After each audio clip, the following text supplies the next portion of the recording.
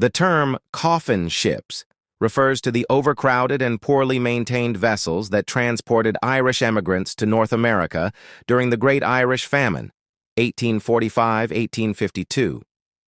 These ships became infamous for their appalling conditions, high mortality rates, and their role in the mass exodus of Irish people fleeing famine, poverty, and British neglect.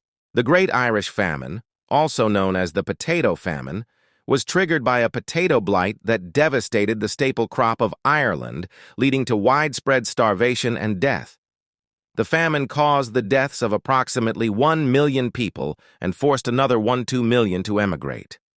For many, emigrating was a desperate act to escape hunger and find a chance for survival. The journey on coffin ships was often treacherous and deadly. These vessels were typically converted cargo ships or old, unseaworthy vessels repurposed to carry passengers. Their owners prioritized profit over safety or comfort, often cramming hundreds of passengers into spaces designed for much smaller numbers. The trip across the Atlantic to the United States or Canada could take anywhere from 6 weeks to 3 months, depending on weather and ship conditions.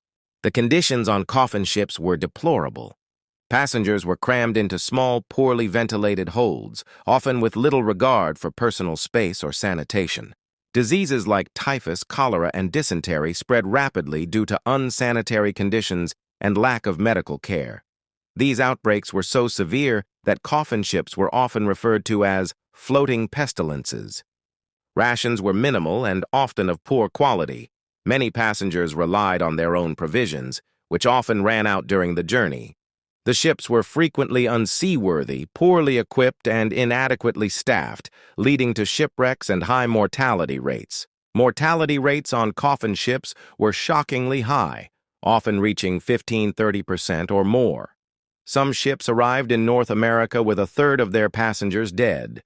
In some cases, the dead were thrown overboard to prevent further spread of disease. Many of the ships were organized by landlords seeking to clear tenants from their lands to avoid the financial burden of supporting them during the famine. These landlords often paid for passage, but made no effort to ensure the journey was safe or humane. British and Irish governments largely turned a blind eye, with inadequate regulations to protect emigrants. Upon arriving in ports like Grosse Ile, a quarantine station in Canada or New York City, survivors were often met with further hardship. Many were quarantined due to the spread of disease, and some were turned away or died shortly after arrival due to illness and exhaustion.